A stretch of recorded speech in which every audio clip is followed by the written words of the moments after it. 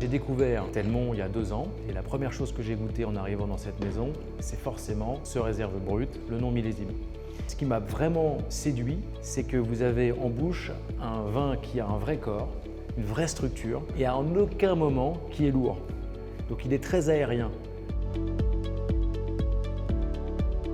Bien d'accord avec Ludovic Duplessis, ce brut réserve ne manque ni de caractère ni de finesse. Mais ce qui me plaît particulièrement, c'est sa maturité et sa complexité en bouche. Et ces qualités ont une cause bien précise.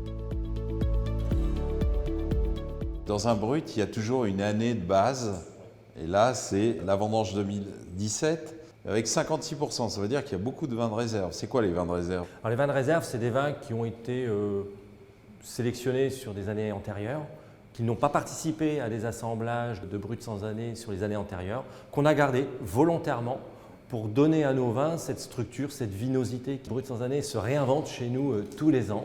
L'idée, c'est d'avoir un fil conducteur. Le fil conducteur, pour nous, c'est un paradoxe. Ça va être la fraîcheur, la tension. C'est pour ça que vous avez sur cette bouteille 43% de chardonnay. On va aller chercher cette tension, cette fraîcheur par le chardonnay. Et ensuite, on va aller chercher la structure, la vinosité par le pinot meunier et le pinot noir. Alors bien évidemment, plus de pinot meunier. On est en Vallée de Marne, c'est le fief du pinot meunier. Les plus beaux pinots meuniers de Champagne sont là.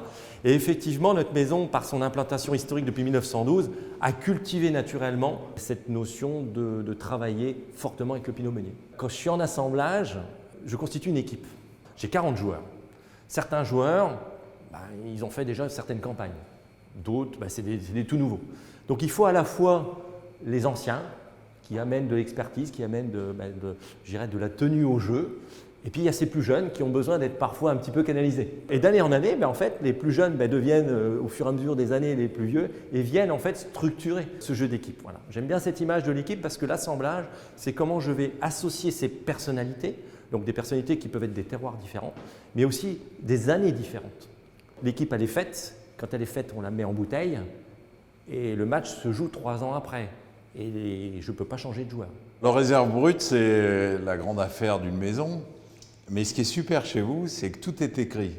La transparence, c'est clairement dans la DNA de la maison Telmont. Pour notre maison de Champagne, avec Bertrand, on s'est dit en fait, notre étiquette, ça doit être la carte d'identité du vin. On veut tout raconter, tout dire.